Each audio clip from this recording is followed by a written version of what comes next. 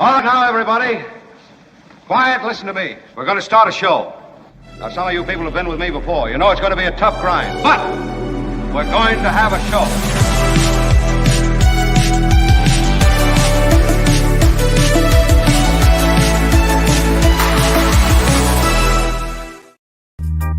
And hello all. Good morning, good afternoon, good evening.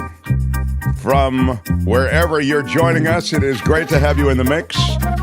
Mark here with the full crew. Kim is alongside. Kim, how are you? How are you, Kim? How did things go on Nikki's show? It was a great show. Great show? Okay. Yeah. Albert, you'll ride the levels of the darling Kim so that people can hear her. Oh, wow, Jim Slayton first into the party with a $10 super sticker. Come on. Big shout out. Big shout out to Jim Slayton. Thank you. Yeah, love it. We're crowdfunded, so we make a big deal when anybody makes a contribution. If you're new here, that's how this works. You can do that through super stickers, super chats, and also our Patreon and PayPal, which we'll tell you about a little bit later. But anyway, Albert is here, everyone. Albert, thank you. And that's cool, too. What a show today. Kim, I'm not wrong. It's a pretty terrific show. It's a great show. It's packed with amazing guests, but I have something to tell you. So big news. Oh, wow. Okay. Big news. Well, please wait until the music bed concludes. My God, how long have you been in this industry? All right. Hold on. and Albert, ready the important announcement music, please, if you would, before Kim's or no. Now, before we begin why with do you this, have a music bed if you're not going to talk over it? well, you talk over it, but you don't make an important announcement over it. It's for routine greetings. It's for routine greetings. It's for what's coming up on the show that day. I mean, it's clear what a music bed is for, Kim. Why are you yelling? I don't know. They do this to me all the time. I don't know what the hell they do it for. Thank you, Casey gets it. Don. Is Don on the phone? Don't make me get Don on the phone. Albert, are you ready with the important announcement music? Yes, because I'm standing all by right, here. Major announcement from the Mark Thompson Show. Albert, I didn't say play it. I said, are you ready with it? Oh, my God. I just don't get it. I also want to know what happened to the pictures I was supposed to see this and how week. about the pictures?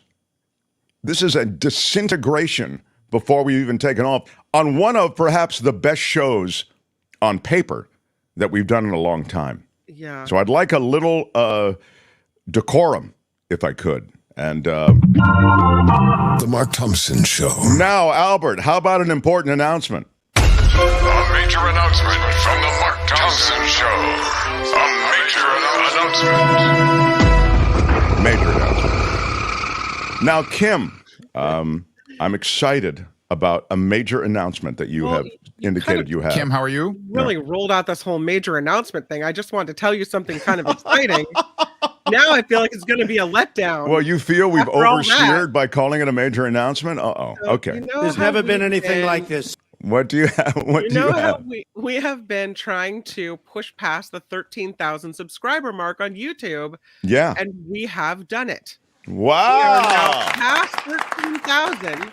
I don't have the exact number because I can't see it from my screen, but it's 13,000. I want to say 13,040, 13,000 something, but we're past 13,000. So the next landmark or is milestone 14,000. No, I think it's going to be 15. We have to make it like a Oh, well, it's nice to have goals. It's very hard to grow audience, and we count on, honestly, you count on the algorithm of YouTube to serve your show randomly and to hope that you get traction. And the amount of percentage that you actually get. I was looking at statistics this morning. I was gonna send them to Kim. I don't know if did I send them to you? Yeah, you did.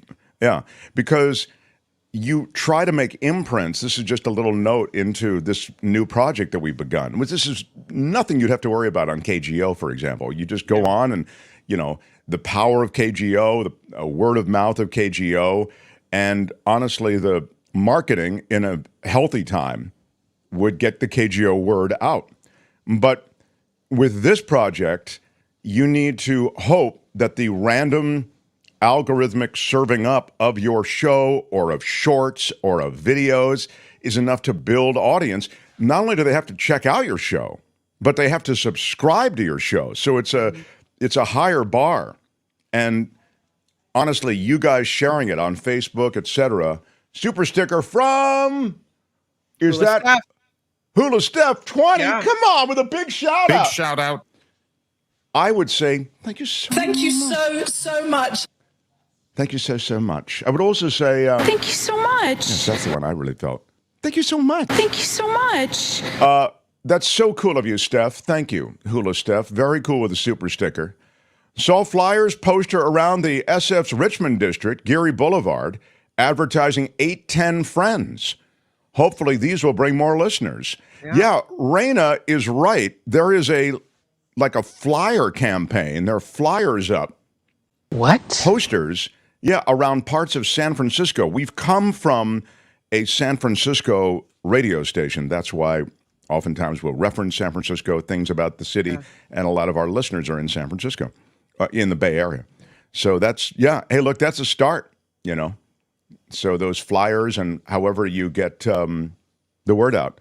I think through Facebook and through some of your social media posts, we can grow audience here. Miguel says, if Kim plays the sousaphone in her background, I'll drop $50. Now, do you have a sousaphone? I have a, it's not a sousaphone. It is some type of tuba. There's a special name for it. I forget it. It's not sousaphone, actually. I think that's correct. So you can play it, but you don't know the name of it? I can't play it. It's my husband's, and he can play it, but trust me, you don't want him to play it. This thing is loud. I mean, it's like you need ear protection if you're standing nearby. So it's really loud, but I don't think it's called a sousaphone. There's a special name for it. It's something else. Not a marionette, but I don't know, something else. No, I'll remember. It's definitely not marionette. No, that's a puppet. Forget. You want to just start naming words and see if those match up with the device. You know what? I've had it with you today. Okay. Kim, how are you? All right. Let's thank you though for bringing that to the attention of everyone. The 13,000 mark I'm both proud of, and more than anything, I know it takes so much work day after day. It really does. So thanks to everybody, all of you who make it happen and sustain us. I mean, as I say, it's a crowdfunded situation. What's that, Kim? It's a helicon. Oh, wow. Is it real? I don't know that word. Helicon is what it's called? It's a helicon tuba, yeah. Where is it? Do you have it there? It's behind me. You can see the little swirl. You can see it. No, I can't see anything. I know. You kind of see it back there. Oh, I do. Yeah, I do see it. Yeah. You see a little bit it's of always it. there. It's there every day. You just now noticed? No, I didn't. Because I'm really the world's honestly, about Mark Thompson. Oh, okay. Well, that's one way to look at it. I was thinking I was really transfixed by your beauty. But Kim, how are you? Oh, yeah, wow. I don't know. Now I feel know, bad. but I don't know. It's a tough room. Yeah. It's a tough room. It's in my office, this helicon, because it's so big and massive that there's nowhere else for it to live except in the office. So here it sits. Yeah. Yeah. YouTube is a long game. Hang in there. Yeah. Says, live the Santa Cruz life. Live the Santa Cruz life is right. It is pushing the rock up the mountain every day. But honestly, this is the last thing I'll say on this, and I do want to move on. I got a lot of stuff going on. I got a chunk of Trump, got John Rothmann. I want to go through everything that's going on. We've got a big conversation about AI today. We're going to talk to a former U.S. ambassador today. But I do want to mention, just because you have, that pushing the rock up the mountain requires you every day to do the heavy lifting of the show, but you can't do it every day if your audience isn't there to support you. And I hate to keep coming back to it on one level, but I also want to come back to it because the audience sustains us. So your contributions, your Patreon and PayPal contributions sustain this show and let us build subscribers. So I don't need to tell you, 13,000 people, A, don't watch the show continuously all the time, or B, don't contribute to the show, right? Most subscribe and don't have anything to do with the show. So it's a great piece of news to have 13,000 subscribers, but you guys who sustain us are the Patreon and PayPal and contributors on Super Sticker and Super Chat. So thank you for doing that. The Mark Thompson Show. It was great. I loved it.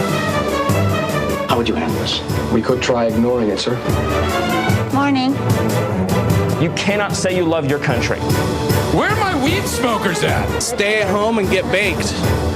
Yeah, I hit the wrong button, but I just let it play. I've got a bad hand, so I hit the wrong button. All right, so I was simply trying to get onto my screen the fact that Robert Scoble will be here in the second hour. He is, if you don't know, and Kim, you can really fill in the blanks, I think, on Robert a bit. Mm-hmm.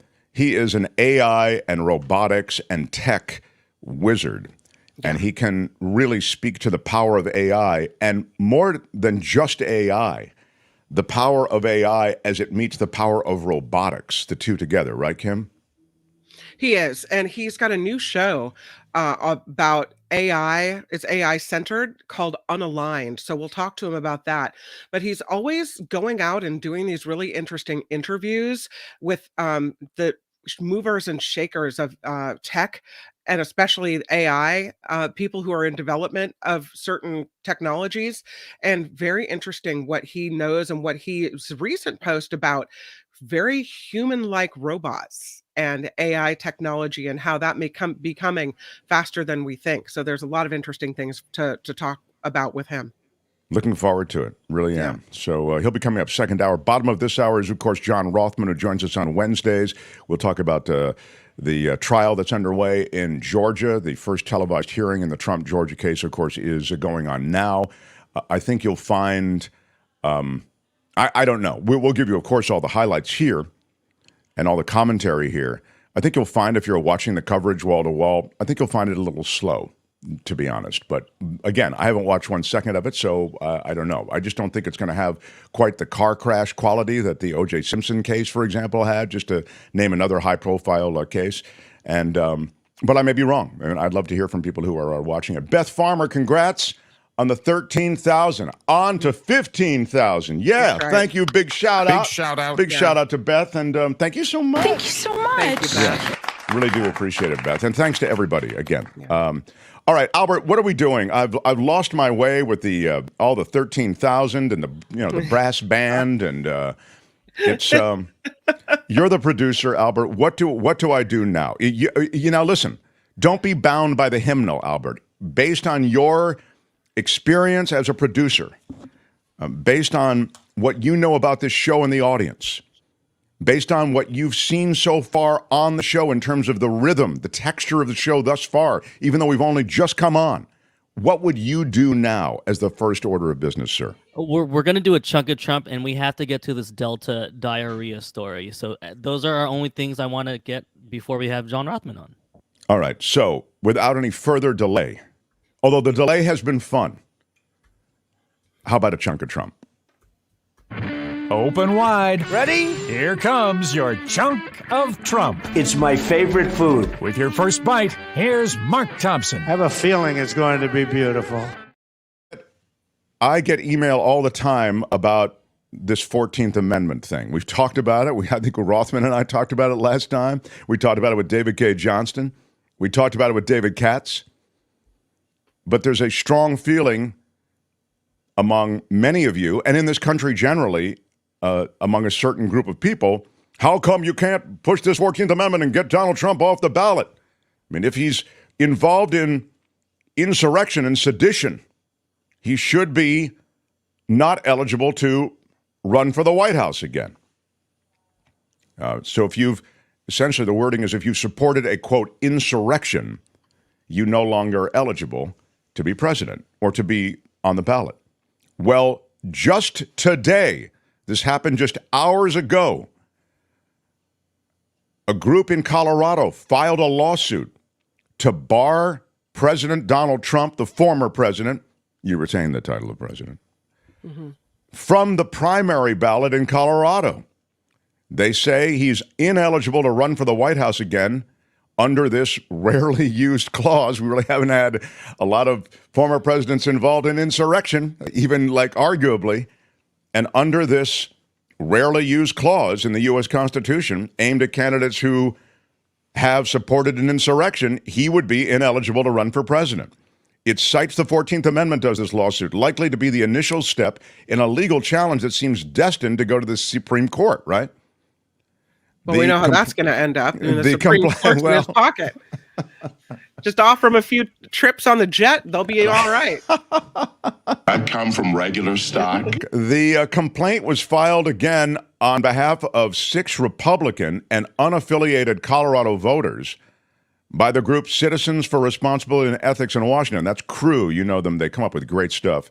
You should go to their website, and it'll be astounding the stuff that you don't hear about that CREW's involved in. They're sifting through all the stuff that's going on in Washington and across the country and finding all kinds of corruption. It will jolt an already unsettled 2024 primary campaign that features leading Republican candidates facing 4 separate criminal cases in the case of Trump. It's demanded that states' top election officials bar Trump under the clause that prohibits those who, quote, engage in an insurrection or rebellion against the Constitution from holding higher office. None have taken that step, of course. No state has, but now Colorado, there is a suit to make that happen. Meantime, it's worth noting that Donald Trump is on track to do very well. In fact, to sweep California's delegates in this presidential race. According to the latest polling, President Trump, former president, dominates his rivals so heavily that he's on track to win all of California's delegates for next year's Republican convention. That would give him a major chunk of votes to get his 3rd presidential nomination. This is a UC Berkeley Institute of Governmental Studies poll, co-sponsored by the LA Times. And, you know, Trump early on looked like he was really going to get a challenge from Ron DeSantis. DeSantis is fading big. In late July, the California Republican Party changed its rules so that if a candidate wins more than 50% of the statewide vote in the March 5th primary, he or she claims all of the 169 GOP delegates, the most of any state in the nation. So, again, with this immense lead, it's likely that he'll take it all. I'm looking at a graph here, and Trump support is nothing but up, up, up, up. DeSantis, nothing but down, down, down. Among undecided and others, Trump is way up, DeSantis way down. The only other candidate that shows an uptick, at least in this polling, is Haley. We've also heard a lot about Ramaswamy, as you know. But it's very likely that Donald Trump will just sweep into the presidential primaries and likely get the nomination. A lot of questions about the 14th Amendment. Some people are wondering who decides whether it's someone has participated or stirred up an insurrection, and how it all works out. Ricky Aubert says the 14th Amendment is self-enacting. But Randy wants to know, well, who decides all this, and when does that kick in? So, well, I'll double check with Rothmann, but it's state ballots. The way that the elections work in America is the ballots and the election is handled state by state, right? That's one of the big things in Georgia. That's why Trump is on the phone to Georgia, et cetera. So you'd literally, if you had to, you'd litigate this in every state, and each state would decide whether, in this case, Donald Trump would be eligible to be on the ballot, so that they can make that decision in Colorado, but they may not make that decision in Mississippi or Alabama. So this is how it would be. And you can see then how it would be cumbersome legally to go through this. But this is the beginning in Colorado. It started with talk. It started with those letters from the Federalist Society of Lawyers. And now it's turned into a court case in Colorado. But it would be state by state. It has to be state by state. There is a witness in the Trump documents case, as we continue with Chunk of Trump, who has reached a deal with prosecutors. A little unclear which witness, but it is likely because the attorney that's involved in this represents Walt Nauta, one of the Trump employees. There were 2 Trump employees who were charged in the documents case, and beyond the IT head.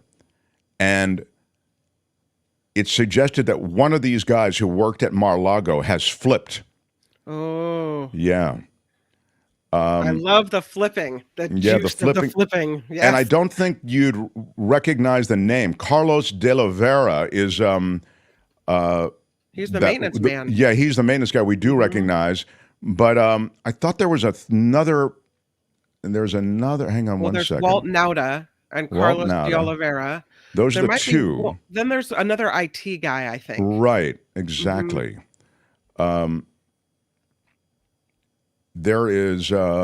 Sorry, give me one second. That's okay. It's very exciting, and you wonder.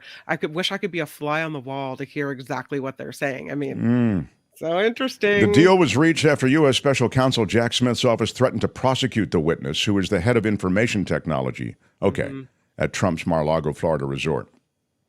He's going to prosecute for lying to a grand jury, by the way.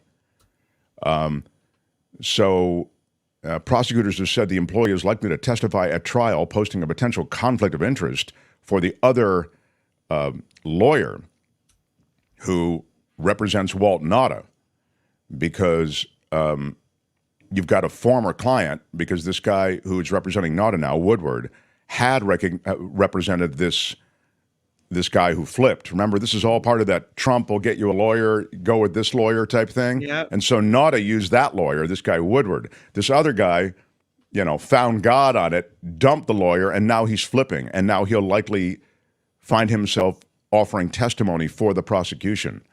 So Woodward, who was the lawyer, the Trump lawyer, he's in kind of a different position and a little bit of a difficult position. But that's what happens. So there is, as Kim has said, we've waited a little bit of the flipping. The high-profile Mark Meadows flip has yet to happen. He has certainly become chatty, and he's likely incriminated himself, and he said so much. We talked about it with David K. Johnston yesterday. You can speak to this if you want to, John Rothmann, but what I would say is you should look at yesterday's conversation with David K. Johnston for more on that. That is your chunk of Trump. That's it for this edition. Well, I really enjoyed it. But make sure to join us again next time I think you might want to listen. There's nothing wrong with listening. for another chunk of Trump. I would be remiss if I didn't also address this. Do you want to do a mini Law and Disorder on this Proud Boys guy, Albert, or should I just give you the news and then we can do your high altitude diarrhea? We do have some time here, so we can do a Law and Disorder. Okay, so pretty big news out of the world of Law and Disorder, and this is Law and Disorder. In the criminal justice system, the people, pimps, addicts, thieves, bums, winos, girls who can't keep an address, and men who don't care, are represented by 2 separate yet equally important groups. A cop, a flatfoot, a bull, a dick, John Law. You're the fuzz, the heat, you're poison, you're trouble, you're bad news. These are their stories. It has happened. The Proud Boys sentencing, no doubt you're aware of it by now. 22 years in prison. And that's the former White House Chief of Staff Mark Meadows pleading not guilty in Georgia. I don't know what that's doing. Who's that lady? No. This is part of a package. It's just a still. It's going to go to the Proud Boys. Yeah, it's going to go to something else. She has a wicked smile. Yeah, but let's just drink in that still for a moment. That is beautiful. That is one of the defendants in this entire Georgia mess. So I got to say, I know people don't want to admit it, but Trump's mugshot stronger than hers. Hers looks a little fiendish, little devil. Yeah. If I told you that she was the ringleader, you'd believe me, just based on that picture, I guess is what I'm saying. Yeah, she looks like a villain. Mm-hmm. Yeah, it's a villainous pick. Exactly. Yeah. But now, without any further delay, here is the story on the longest prison sentence handed down in the January 6th case. The former Proud Boys national chairman sentenced to 22 years in prison for the insurrection at the Capitol. 39-year-old Enrique Tarrio sentenced for seditious conspiracy, the longest so far among the more than 1,100 January 6 cases. He was the last Proud Boys leader to receive his punishment for the riot. Prosecutors wanted him to get 33 years behind bars. He wasn't in D.C. at the time of the attack, but prosecutors argued that he helped put in motion and encourage all the violence. Lawyers for the Proud Boys deny there was any plot to attack the U.S. Capitol or stop the transfer of presidential power. All right. Thank you, generic anchorman, for that. The former Proud Boys chairman Enrique was sentenced today. Very kind of routine, like no big deal. All right. Yeah. Here's Bob with weather. The sentence from Judge Timothy Kelly is noted longest given to anyone in relation to the January 6th Capitol attack. Tarrio, I will just recreate it for you. In a theater of the mind, dressed in an orange jumpsuit and orange slip-on sneakers, leaned against a lectern at the front of the crowded courtroom and hung his head as the judge handed down his lengthy sentence. 3 other members of the Proud Boys leadership were also found guilty of seditious conspiracy, and they, of course, were sentenced last week. Those were lesser sentences, right? One was 17 years, one was 10 years. Mm-hmm. It is kind of hard to put into words how important the peaceful transfer of power is, said the judge. Our country was founded as an experiment in self-government by the people, but it cannot long endure if the way we elect our leaders is threatened with force and violence. Mr. Tarrio was the ultimate leader. This is, again, all the judge's words. The ultimate person who organized, who was motivated by revolutionary zeal. Adding that he has shown no remorse. What happened that day did not honor the founders. It was the kind of thing they wrote the Constitution to prevent, the judge said. Tarrio's lawyer told reporters outside of the courthouse that they respectfully disagree with the judge's decision. Tarrio, you'll remember, he was arrested in D.C. days before the riot went down. And he was arrested in D.C. when for the burning of a D.C. church. Is that what happened? Hang on a second. All I know is it's a Proud Boys associated with white supremacy. And this guy is not white. He did. He burned a church. Here you go. Thank you. He was arrested for burning a church, burning a Black Lives Matter banner at a church, I believe, and bringing a high-capacity rifle into the district. So it was pretty high profile at the time, the arrest of Tarrio, because they found not only this high-capacity rifle magazine stuff, but they found this guy who was just armed to the teeth. I mean, he was clearly armed for revolution. I mean, that was the implication anyway. And he wasn't there then on January 6th because he was barred by the court from being there. But apparently the court decided, was behind a lot of the organizational aspects of January 6th. So, standing before the judge, Tarrio said he spent the last year and a half trying to figure out how I ended up on this podium. This is a quote. On November 3rd, 2020, something that I never expected happened. My candidate lost. I felt like something was personally stolen from me. Every media channel that I turned to told me I was justified. I am not a political zealot, he said. Inflicting harm or changing the outcome of the election was not my goal. You're a political zealot if you're the leader of the Proud Boys, not buying it. Yeah, I also don't buy that. What was your goal then, dude? Yeah. What was your goal? I mean, you're armed. You had, you're part of a militia group, paramilitary group.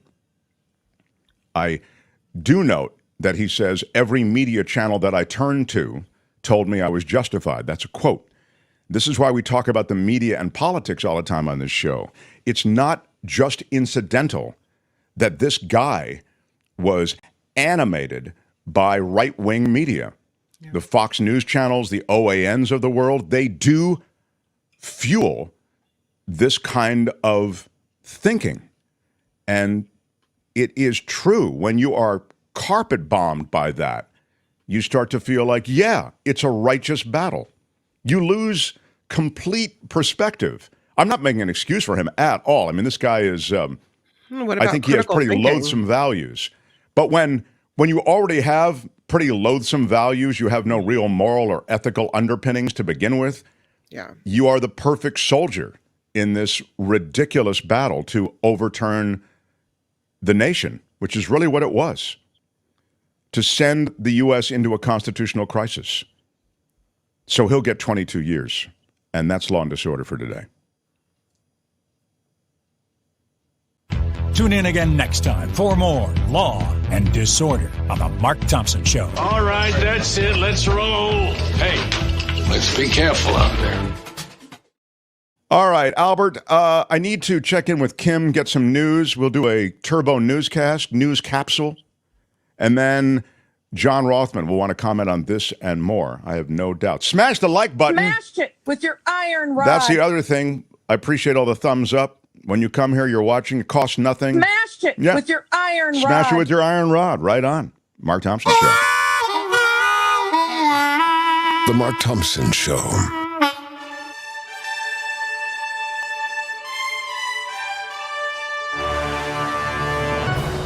On the Mark Thompson Show, I'm Kim McAllister. This report sponsored by Coachella Valley Coffee. Let's talk about Trump.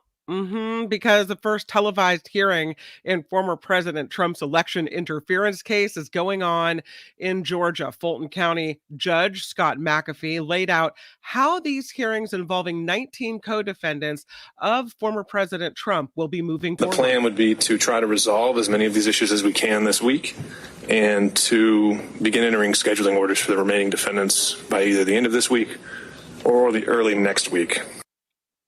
Yeah, that is the judge in the case. Today, McAfee considering whether two of Trump's co-defendants can sever their cases.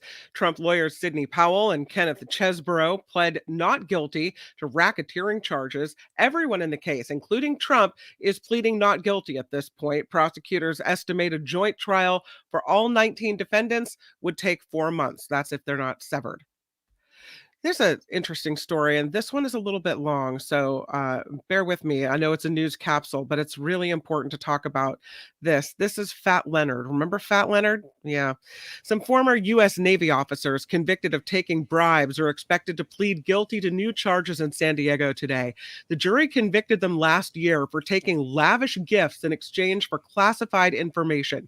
Foreign defense contractor Leonard Glenn Francis, also known as Fat Leonard, used that information to overbill the Navy by millions. Earlier this year, the former officers accused prosecutors of concealing evidence and false testimony. The defendants are former captains David Newland, James Dolan, David Lausman, and former commander Mario Herrera. Court records don't list the new charges, but the San Diego Union Tribune is reporting the U.S. Attorney's Office is expected to withdraw their current convictions so they can plead to new misdemeanor charges. When it comes to Fat Leonard, he escaped house arrest in San Diego last September. Police found him in Venezuela, and that is where he remains as he seeks asylum, and the U.S. works to extradite him back to San Diego. Interesting case in there. Wow. The number of COVID-19 infections, it is on the rise. This is as fall approaches. Hospitalizations and deaths have been increasing. The virus is being detected more frequently in wastewater samples as well. Data shows a 16% increase in infections in the week ending August 26th. That's not so fake. COVID is That's back. real. More people are getting it. When it comes to the war in Ukraine, the U.S. Secretary of State is reinforcing America's support for Ukraine. Antony Blinken met with Ukrainian President Zelensky today in Ukraine during an unannounced visit. Blinken told Zelensky he was struck by the courage, the strength, and the resilience of the Ukrainian people as this conflict continues. And California Governor Gavin Newsom is signing an executive order, and it has to do with the development of artificial intelligence. The order positions California as a hub for this technology and the natural leader in understanding and the benefits and the risks of AI. During his signing ceremony, Governor Newsom said, "This is a potentially transformative technology comparable to the advent of the internet, and we are only scratching the surface of understanding what generative AI is capable of." The Newsom administration is committing to work throughout the next year in collaboration with all stakeholders to develop policy recommendations. So we'll ask Robert Scoble about that when he comes on the show in moments. I'm Kim McAllister. This is the Mark Thompson Show, and this report is sponsored by Coachella Valley Coffee, the best coffee Mark Thompson has ever tasted, and you are eligible for the Mark Thompson Show exclusive discount. If you go to CoachellaValleyCoffee.com, you will see that you can enter this at checkout. Mark T, all together, all one word, Mark T. Let's see, I have it on there. Yeah, it's on there. Yeah. It says use the code Mark T for 10% off. There it is. I can't see it. Yeah. It flies it's by scrolling now. beautifully because Albert has done a great job with the scrollage. It confused me. It's Okay, a very complicated process. Albert did it. Albert, thank you. Yeah, very nice. Generative AI over here. Yeah. CoachellaValleyCoffee.com. Mark T for the 10% off, and enjoy your coffee. I'm Kim McAllister on the Mark Thompson Show.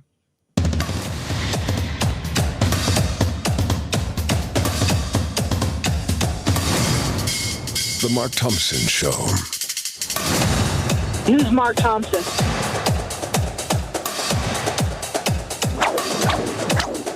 Feels good. When they raided Mar-a-Lago, God didn't like that. What up, everybody? If you're just joining us, great to have you in the mix. We've got our full crew with you today. And before I go any further and get to the distinguished political historian who opines on so many things so beautifully, John Rothmann, I want to check out a couple of comments about Tarrio. You know, Enrique Tarrio, sentenced to 22 years, longest prison sentence for a January 6th defendant.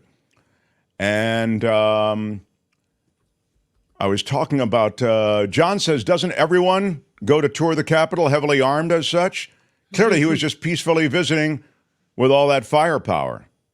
Yeah, exactly. It's he had business to do that was designed to, I think, overthrow the government. Tarrio said, according to Rain, yesterday in the courtroom, to the men and women of law enforcement who answered the call that day, I'm sorry. Surprised he said this, but it was the right thing, says Rain. I wonder what the self-proclaimed party of law enforcement thinks of all the law enforcement that's going on, says Chad, with a $5 super sticker. Big shout out. Indeed. And by the way, to my favorite show, says nutritionist Liz. Big shout out. Big shout out. Thank you, nutritionist Liz. Loathsome is a ding word, says Tom. Probably right. Sayonara sucker on Enrique. Sayonara sucker.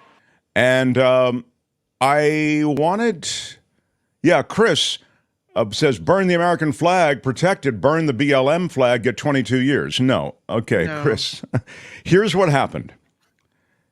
He was not arrested and charged for burning the BLM flag, dude. You know that. He was arrested for the high-capacity magazines, for having all those weapons with him. He was arrested initially on weapons charges. Further investigation into Tarrio indicated that he was a planner, a strategist in the attempted overthrow of the U.S. government on January 6th. That's why he got 22 years, Chris. You know that. So you with your provocative little comment, I get it, but you know it's wrong. So come on. Good chaser! Yeah, all right. Chris is having a morning. He's kind of acting a little trolly, and I've just given him a written warning. But his next stop is timeout. Do not, Kim. I don't like blocks. It's gonna happen. Kim. I'm in charge here in the chat. I know you are in charge of the chat, but you really cracked the whip too quickly. I don't mind some dissent. I gave a warning. If you're trolly, though, if you're aggressive and like nasty about it, but then, and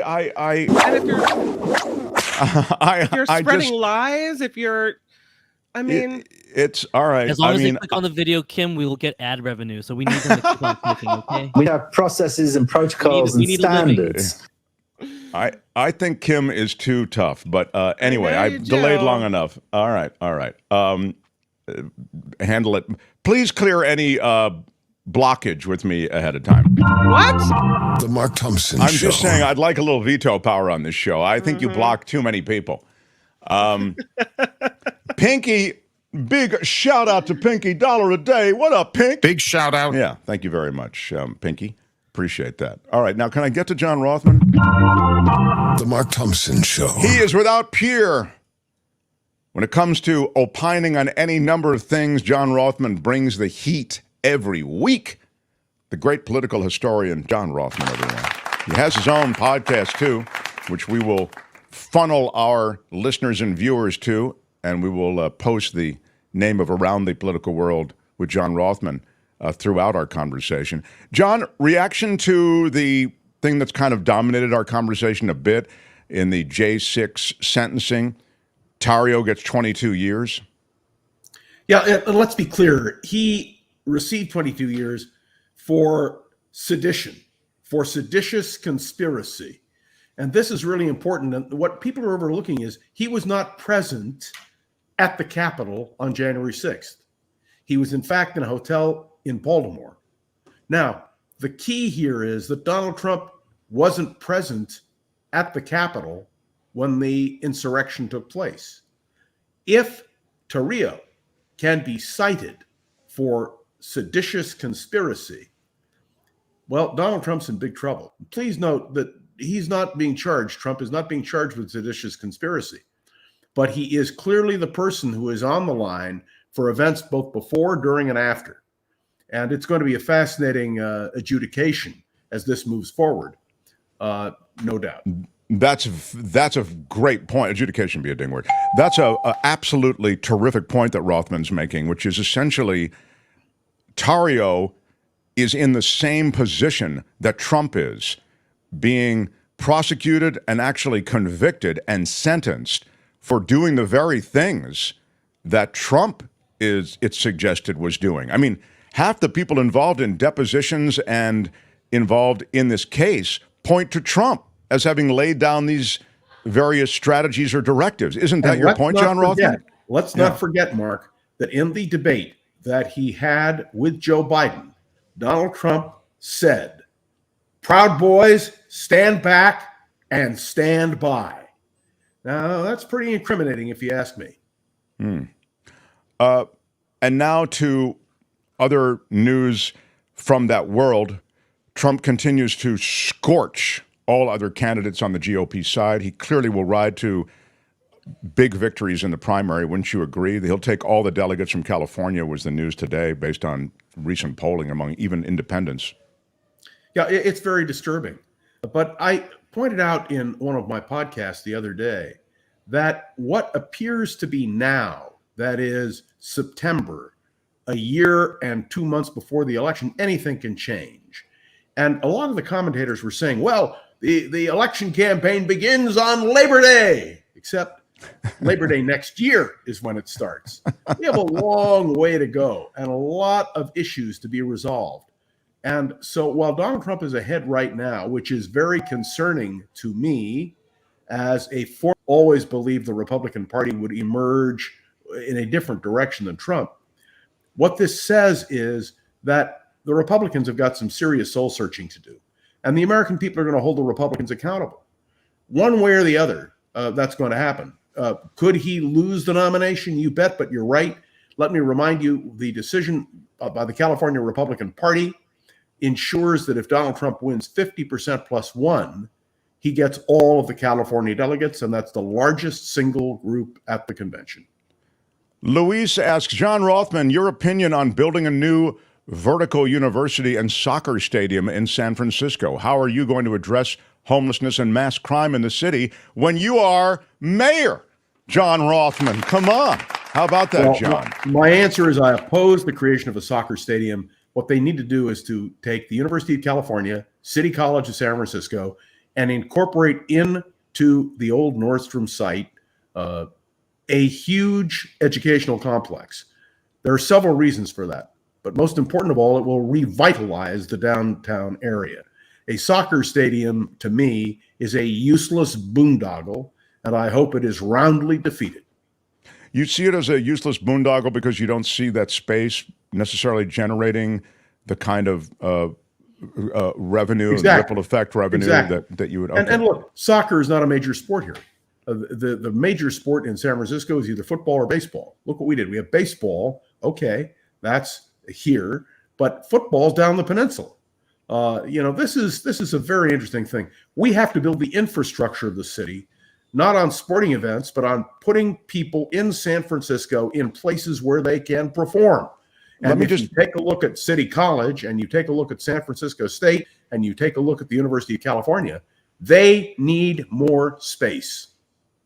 John, the revitalized Embarcadero area, revitalized after the building of the ballpark, you don't see something accompanying that if you were to, as mayor, okay the soccer stadium?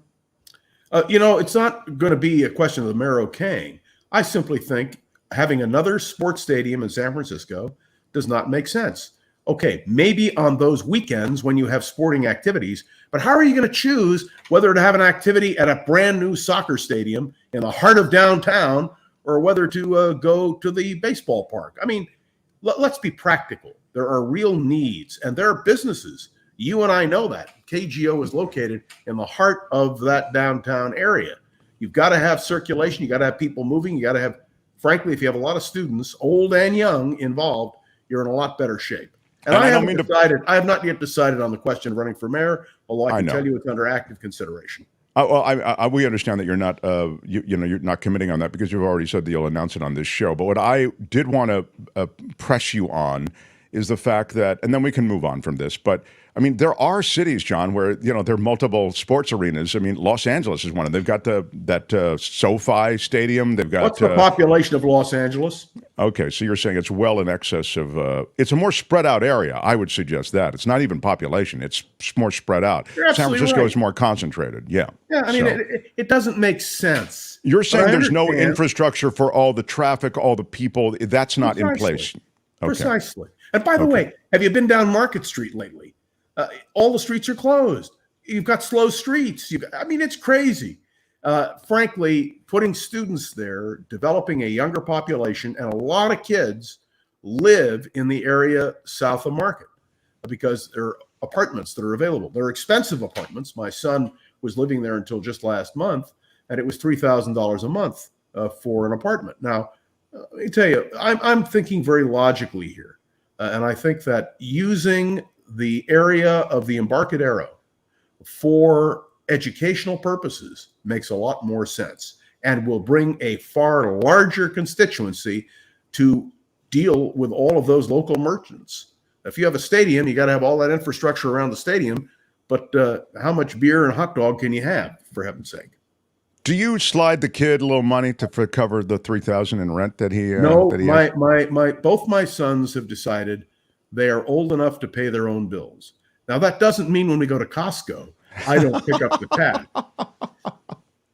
Wow. John Rothmann pays for the Costco runs. Very impressive. John, how do you see, let me get back to national politics. Please. How do you see this ticket unfolding on the Republican side? Is there a running mate that makes Donald Trump more attractive to independents, or is Donald Trump so third rail that there's no running mate that works?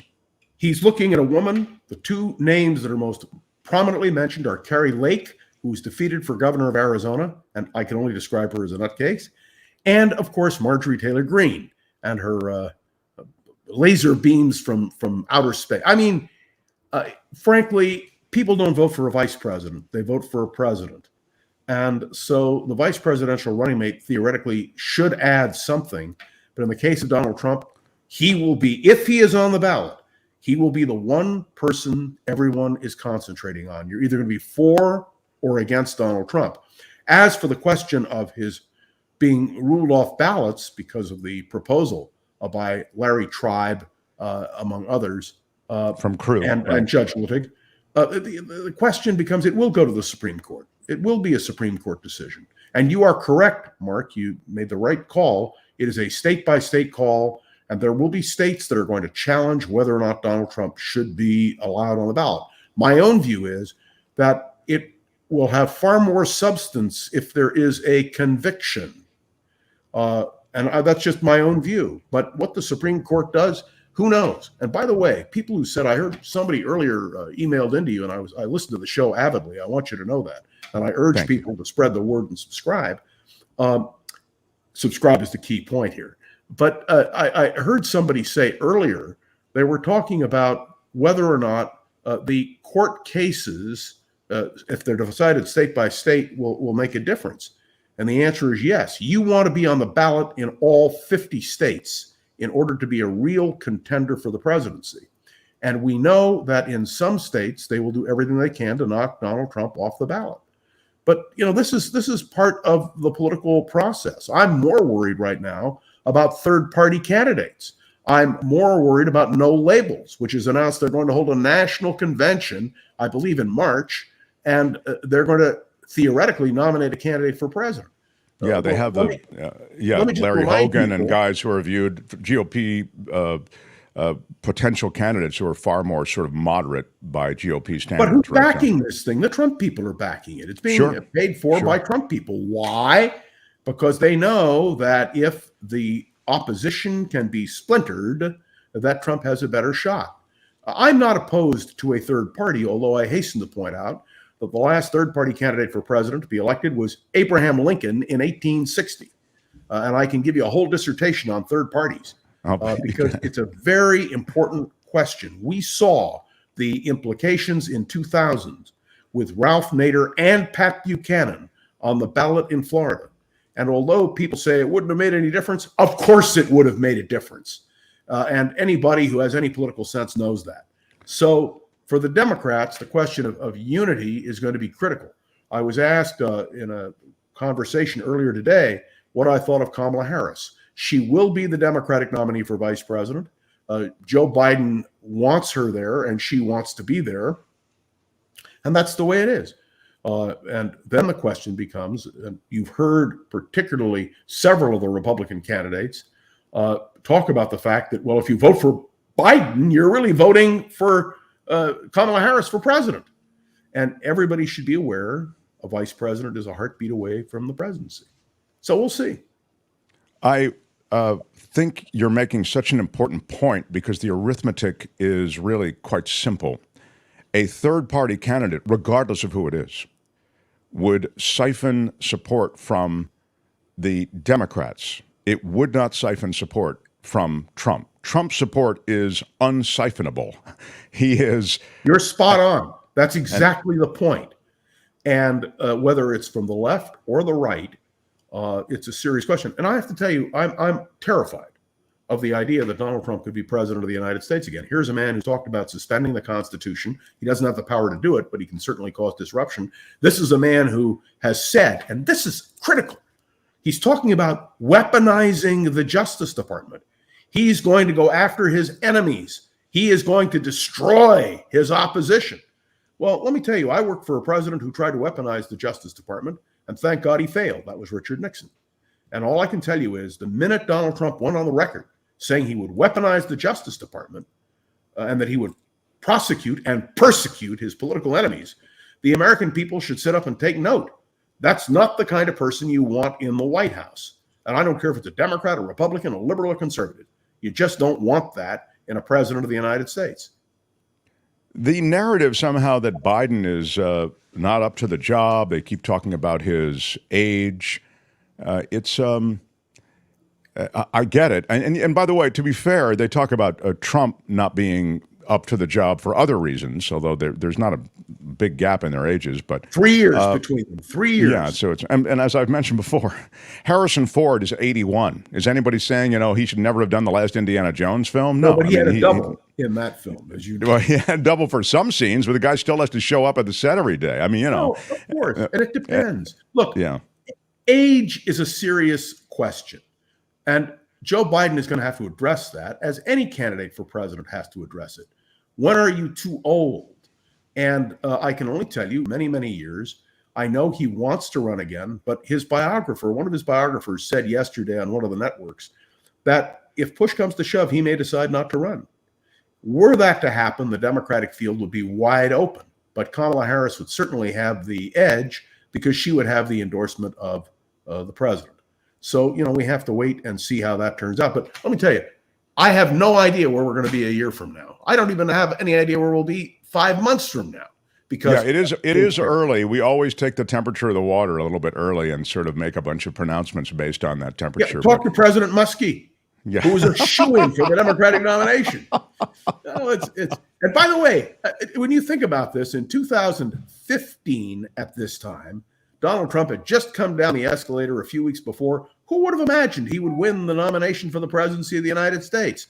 The great thing about politics, and why I enjoy doing my podcast Around the Political World with John Rothman, is because it's always new. Every morning there is something else that hits you. Did you catch the big story yesterday, which wasn't Donald Trump? It was the secretaries of the Air Force, Navy, and Army giving public testimony and writing a op-ed for the Washington Post denouncing Senator Tuberville and saying without any hesitation that the senator, by blocking these nominations, is helping our adversaries. That should be front page news. That should be what we're talking about. He's blocked 300 of these promotions, and John is right. These statements were made publicly, and it's odd that I think this is where I get to that media and politics and, what media decides to cover. If media doesn't cover it, it is a tree falling in the forest and nobody's around to hear it. It just does not get any play. This guy is truly holding up some serious aspects of the evolution of our military. He's helping our adversaries, in the words of the secretaries of 3 departments. And he's doing it to own the libs on the issue of women's reproductive health. Right. That's it. And so this is unconscionable. And the Republican Party should be less concerned about Mitch McConnell's health than they are with Tuberville's interference with the health of the United States of America. Here is Luis, who will finish us out with this is a super chat. Big shout out. Thank you, Luis, for this. Big shout out. John Rothman is an intellectual beast, the likes of Godzilla. His analysis is on mark, and his historical framing is without equal, my friend. I want people to note the most positive line in that. It's on mark. I appear on the Mark Thompson program for that very reason. And by the way, I hope people spread the word, because for your program, for my podcast, unless people tune in, it is as if a tree is falling in a forest and there's nobody around to hear it. So I hope, and I am happy to plug you, Mark, because I believe it's so important. So you're right. I am on the mark. Your caller was absolutely right on the Mark Thompson program. I love my Rothman. John Rothman's podcast is Around the Political World with John Rothman. Find it, subscribe, enjoy, and you can catch him here on Wednesdays. John, have a great week, and thanks for being part of things. Thank you so much. Bye-bye, pal. The Mark Thompson Show. Oh, the kids really like John Rothman. I love that. Yeah. He speaks a lot of truth. He's got a lot of insight, a lot of perspective, a lot of history. Love my John Rothman. Smash the like button like a boss. Smash it with your iron rod. Damn it. It's free. Give us a little thumbs up. Kim's News, and then we welcome a guest. In fact, I'm pretty excited I think Kim has spoken to Robert before, but I never have. I have interviewed him several times over the years, and I just really like him a lot. Yeah, I always come away from the conversation thinking about things that I had never considered.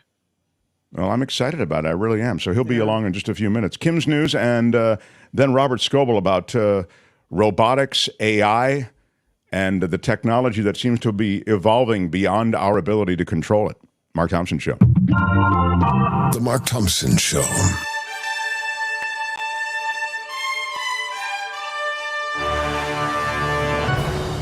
On the Mark Thompson Show, I'm Kim McAllister. Let's start talking about Trump, because here it comes again. That's right. The first televised hearing in former President Trump's election interference case in Georgia has now wrapped up. So, I did everything right and they indicted me. Yeah, there's the mugshot. Look at that. I know you don't like to see it, but I like to see it. Yeah. The judge in Fulton County denied one of Trump's co-defendants, lawyer Kenneth Chesbrough, a motion to sever his case. The judge did say that he will decide later on whether to sever the case of the other defendant, lawyer Sidney Powell. Chesbrough and Powell pleaded not guilty to racketeering. They are just two of Trump's 19 co-defendants in this case. Prosecutors revealing today a joint trial for all 19 defendants would take about 4 months to get through. And as we mentioned earlier, but can't be said again, to protect yourself, you may start seeing that more people are getting COVID because COVID is on the upswing right now. Another thing you might start seeing is Narcan on drugstore shelves soon. Earlier this year, the FDA approved the nasal spray for public use. It can be used to help people suffering from an opioid overdose. It requires no training to use. Officials said Narcan would be hitting stores in September, and a box containing 2 doses sells for about $45. So I guess that's what saving someone's life is worth. 2 lives, $45. There you go. Carry it along with you. I'm telling you. President Biden, we'll take Trump down because, we don't need to see his face. Yeah. President Biden is celebrating a new labor contract for ports on the West Coast. While speaking from the White House, the president said the agreement between the International Longshore and Warehouse Union and Pacific Maritime Association will strengthen supply chains. The agreement includes a 32% increase for workers over the next 6 years. President Biden said fixing U.S. supply chains is truly one of his top priorities. So, California halting a Southern California school district policy of notifying parents if their child identifies as a different gender. Attorney General Rob Bonta scored a victory in San Bernardino County Superior Court when he secured a temporary restraining order against the Chino Valley Unified School District. Bonta said he successfully stopped what he called the district's forced outing policy. The issue will be taken up again at a mid-October hearing. So if your child goes to school, maybe they don't feel safe at home saying, I don't want to be a boy, girl, or either, and they say it at school. Now, the school district wanted the school to notify you as the parent. Now they don't have to do that. So, tropical storm Lee is close to becoming a hurricane. We see you, Lee Hammer. In its 11 a.m. Eastern advisory, the National Hurricane Center said Lee was packing winds of nearly 70 miles per hour, and that is just 4 miles per hour shy of hurricane strength. So Lee is picking up strength. The system about 1,200 miles to the east of the northern Leeward Islands, moving to the west at about 14 miles an hour. So forecasters expect Lee to intensify into a hurricane later today and become a major hurricane by Saturday. The current forecasts have it tracking north to the Leeward Islands. So it remains to be seen whether that will affect other folks. They're talking fentanyl in San Diego. Parents and lawmakers gathering to talk about it. Community leaders, health experts, families, all joining forces at an event at Mesa College in San Diego, working to drive home the fact that fentanyl kills, not taking it for granted. And Arizona police are investigating after a human skull was found in a Goodwill donation box. What? Officials say a call was made. Thank you. Thanks, Oprah. Officials say a call was made about this disturbing discovery to the Goodyear police Tuesday night. Police say they transported the skull to the medical examiner's office for further examination. The investigation ongoing. More details to be disclosed. What the hell is going on in the United States of America? Really, Ron was it one of those old skulls that was in a medical office that was donated? Was it a new skull that had been dried out and made to look old? I don't know. Yeah. It was great. I loved it. See what I mean? Right, well, I mean, how do we know what's happening? The skull isn't for everybody, but I can see, saying okay. Perhaps the Goodwill donation box might not have been the best place for it. It's a very... It's fantastic. Okay, I don't know. I think it's maybe pretty troubling. Yeah, I don't know. So, I don't know if you watch this show, Real Sports with Bryant Gumbel. Oh, yeah, I do. I think it's very good. What's the party problem? Over. Sayonara, sucker. It is ending at HBO.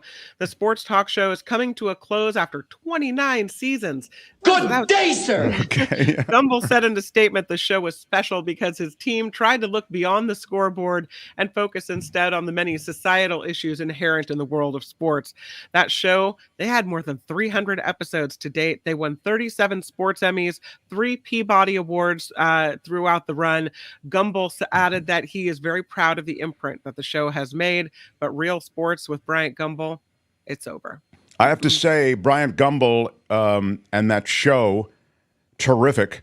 Gumbel is one of the most, I would suggest, deliberately, I don't know, there's an air of deliberate sophistication to him, like he's trying to, like, he's very mannered in everything he does. And as a result, he has a kind of pretentiousness that is super obnoxious. Okay, he's so pretentious that it's beyond anything I've seen in like modern day media, because most, it makes him less relatable. But after there's never been anything like this. After that long ramp up, I have to say he is great on that show, and that show is great. Like the investigative stuff they've done, the profiles they've done, I give them a lot of credit. They're deserving of all the accolades, and I think it transcends, if you will, some of the obnoxiousness of Gumbel. And as I say, I think he's good on the show, so I can't even criticize him. I just think in general he's very super mannered and pretentious, but it works. It all works on that show. Yeah, I'll miss it. Arrogance in sports? I mean, who would have heard of it? This report is sponsored by you. We count on you to crowdfund the show and keep us alive. Please check us out at themarkthompsonshow.com. You can find the Patreon and the PayPal links there. Also, links to the podcast there and to the Mark's merchandise as well. So, themarkthompsonshow.com. I'm Kim McAllister on, of course, The Mark Thompson Show.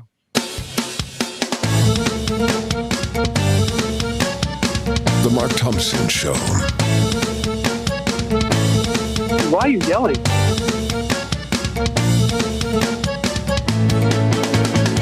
That's not fake. That's real. It's fantastic. Who's Mark Thompson?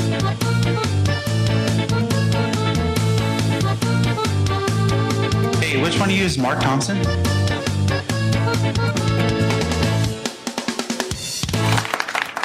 What up, everybody? Hour 2. Very excited to share some news with you, and then you'll tell me when Robert arrives. We have 2 guests this hour, but I wanted to give you news of the moment that I'm encouraged by. You know, one of the things I had a problem with, and I won't go into great detail right this instant on this story, except to tell you this news. I had a problem with the fact that there was wildlife drilling leases that were granted under this administration that claims to be sort of all about green energy and the new beginnings for what will be a turn away from dirty energy. And what the news of the moment is, I mean, as you're aware, what I wasn't happy with is they had this administration had okayed this Alaska wildlife drilling leasing. Well, the U.S. Interior Department just this morning announcing the cancellation of oil and gas leases in a federal wildlife refuge. And these leases were bought, according to sources, by an Alaska state agency in 2021, the Alaska Industrial Development and Export Authority, issuing 7 leases in the Arctic National Wildlife Refuge. They didn't buy them. They had control over them. In other words, the state had control over them. And those leases were issued by the state. I think that's the point. So that happened a day before Joe Biden was inaugurated as president. And he had pledged to protect the habitat for polar bears, for caribou. It's a delicate habitat, and they had granted these leases. And I felt that those leases should be challenged, and even if you didn't think you could win in court, you should go to court, anything to slow that up. This is a desperately threatened area. Well, this morning, it's word out of the Interior Department that there'll be a cancellation of oil and gas leases in this federal wildlife refuge. And so that I applaud. It is good news, and it's deserving of some recognition. So that's the latest on that. Kim, is Robert Scoble going to join us? I'm hoping so. I just emailed him again, and I was going to try to call him, but he's scheduled for now. And last night I talked to him, and he said he would join us. So I'm hoping that he will. Okay, cool. There's plenty going on, so if he doesn't, it's not a disaster. Yeah. There was a not guilty plea in a San Francisco corruption case. A San Francisco city official, Lanita Enriquez, she's on paid administrative leave from her post. And I'll review for you again, the best administrative leave to be on from your post is the paid administrative leave. There you go. She's accused of authorizing $1.4 million in city grant contracts to entities controlled by former city official Dwayne Jones.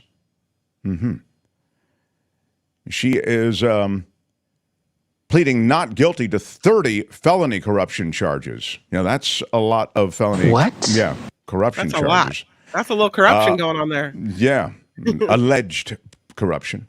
My bad. Misappropriating public funds, bribery, and conflict of interest allegations. So, if you get it in order, you get extra points. I think she did get it in order. She with the misappropriation of the public funds, the bribery, and the conflict of interest. Her attorney, a deputy public defender, didn't comment about the case, but District Attorney Brooke Jenkins alleged that firms Jones controlled paid Enriquez, her friends, and family, what?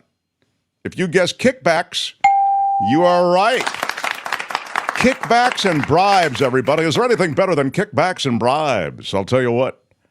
$200,000 worth of kickbacks and bribes. Yes. So 23 separate grant contracts were awarded to this guy, Jones. And Jones, it's alleged, kicked back all that money for those contracts. Jenkins stressed it was irrelevant whether Jones actually ended up performing the services to the community financed by those grants. Quote, whether he was doing the work or not, we cannot overlook the fact that in this situation, someone was being awarded San Francisco city contracts because he was paying off a city employee. That is illegal and cannot be tolerated in this city. Good day, sir.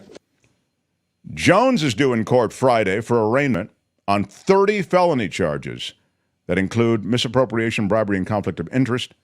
Jones has been investigated by local media. NBC Bay Area did a big investigation, and it showed that his business netted millions of dollars by helping other companies bid on lucrative contracts with the city. So Jones had a line in to San Francisco city leaders and was able to actually affect contracts. Dwayne Jones, the former city official who is accused of being part of this kickback scheme. So that's the latest from San Francisco that way.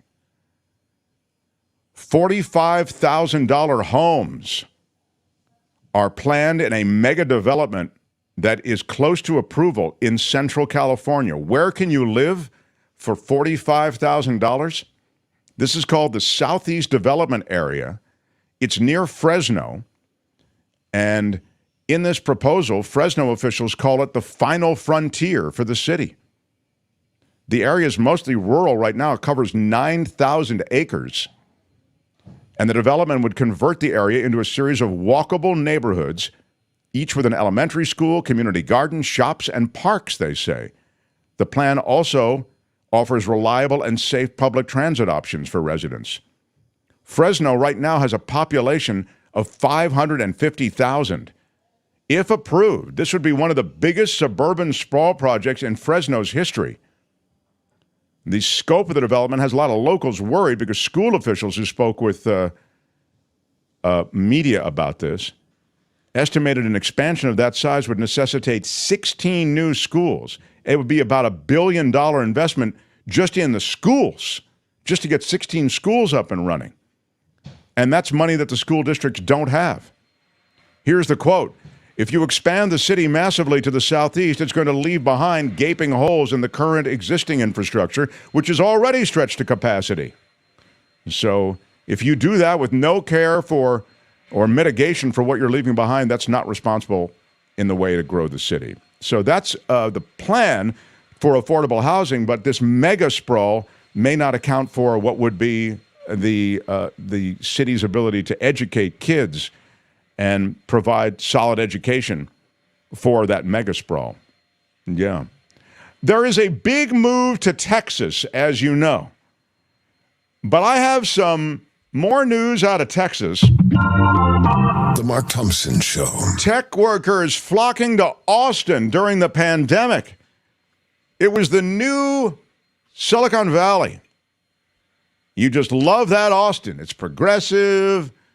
You know, you don't get the cumbersome taxes. It's all so much better than California. Y'all can all go to hell, and I'm going back to Texas. Well, apparently people who are techies are coming back to California. Not quite what it was cracked up to be, huh? Yeah, they don't love it. I have to tell you, Robert Scoble is coming tomorrow, not today, and it's all my fault. Thank you very much. All right, Kim. Thank you. Kim, how are you? Nothing. No, thank you. All right. It's going to be crowded, like flights over SFO tomorrow, landing on the Mark Thompson runway. All right. Where ambition goes to die, they say. Tech workers flocked to Austin during the pandemic. Now they're desperate to get out. Drawn by the promise of an emerging tech hub, some tech workers who flocked to Austin found a middling tech scene, subpar culture, and scorching heat. If you get it in order, you get extra points. Middling tech scene, subpar culture, and scorching heat. Apparently, many are saying they're trying to relocate. Maybe they'll come back to California, maybe they won't. But they're looking for a new lifestyle. Austin was portrayed as a growing tech hub, but apparently it's been a disappointment apart from the fact that Tesla has moved there. Many tech workers say they regret moving to Texas. And they say it's a fake atmosphere there. It's not, they don't feel the authenticity that they had in California. Yeah. Whether or not this has an effect on the bottom line, when I say the bottom line, we talked about all that tax money and all those great minds, the young tech entrepreneurs moving to Texas. Whether this has an effect on that, I don't know. But they profile a couple who leave California for Texas, hoping for bigger things, and it seems that this is a dynamic area, a growing tech hub, and then they realize, poof. I mean, the fever dream ends when COVID sort of winds down, and they're stuck in Texas. So an Austin real estate agent saw a flood of tech workers arriving over the past few years, mainly because of remote work opportunities. So much that the Hills, which is a suburb of Austin, was nicknamed Silicon Hills. But as quickly as they came, many are leaving. I'm seeing a wave of people going back. And Austin is no longer maybe the Mecca that it was thought to be. According to the Austin Chamber, a nonprofit that advocates for the interests of businesses in Austin, Texas, the city netted 94,764 new residents between 2020 and 2022, right? That's during the pandemic, ranking it first among the 50 largest metros for movers. That injection of new residents made its mark on the city's housing market, right? The median sale price for a home in Austin was $425,000. In the 2 years I just described, where a little less than 100,000 people made their way in, it goes from $425,000 as a median price to the median now at $670,000. Imagine that. I'm sure there are people in Austin now that are like Californians who can't afford to, today, if they had to buy their home, they couldn't afford it. And I wonder if it's because if people are leaving because of the political climate in Texas, the weather, or because their company said, listen, you've got to be back in the office 3 days a week and you're fired if you don't come. So now all of a sudden, sell the Austin house, we're moving home. I think it's a little bit of both. Kim, how are you? When you peel back the names who moved to the city, I mean the high-profile names like Musk and the corporate announcements about new headquarters in Austin, the reality of day-to-day living and working in Austin's tech scene apparently leaves a lot to be desired. Musk and even those with private jets seem to spend very little time in the city, they say, and have shown little loyalty or civic pride. Remember, you kept hearing about, we're going to build theater districts here. There's going to be an art scene here. They have some of that now in Austin, but it's small. It's homegrown. But now you have this influx of people, all of whom have that California, freedom and sophistication about their thinking. It's going to be a new day.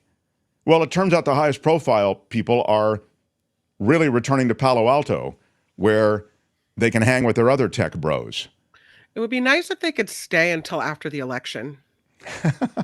Wouldn't it? Don't move home just yet. Give it a minute. Vote and then come home, okay? There's that. Even though jobs in Austin are classified as tech because they're tech companies, apparently the job functions tend to skew toward lower skilled jobs. Of the more than 8,000 Apple employees in Austin, a quarter are engineers.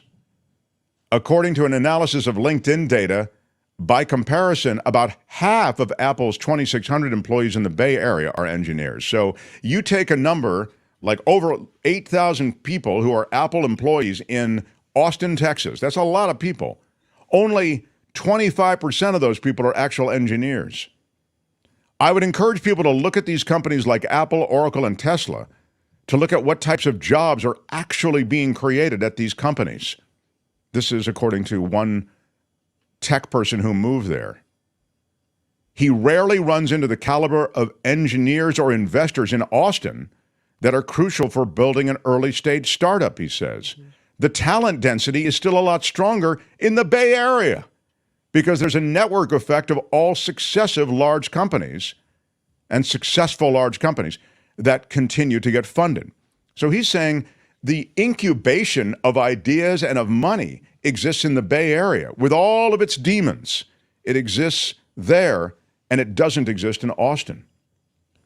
If I was a 22-year-old founder, he says, starting something, I'd go to Silicon Valley because it's going to increase your odds of success. It's easy for people to get distracted in Austin because they might be having too much fun and not focusing on building their business. I think there's a question whether you attract the most determined founders in Texas. Wow, really interesting. So essentially, Austin was oversold to people. It was, all hat, no cattle, all sizzle, no steak. Yeah. All bull, no horn. My bad. There you go. I'm sorry. Is that another one? Can that be one? I don't think it is one, but we can. It's a working kind of thing. We can work with it. Thank you. You set the bar too high, Mark. That's how I'd like to describe it. Albert, they should have taken a page from Albert's book, which is always set the bar low. That way you'll clear it. That's exactly right. And they had to get honestly, people to Albert move has set there. I didn't mean to interrupt you, but I was just going to say, Albert has set the bar very low, but sometimes he does not clear it. It is odd that I would. Albert, thank you. I'm just saying, it's not always a not lot. Albert. Cinch. It's not You're Albert closer to today. the bar, though, when it's lower. If it's really high, you're not even close. No, that's true. That's true. It does come closer. It's to me today. I'm the one that dropped the bar with the Robert Scoble interview. So Oh, that's right. Kim, how are Can't you? blame Yeah. Albert. We got to give Albert a break today.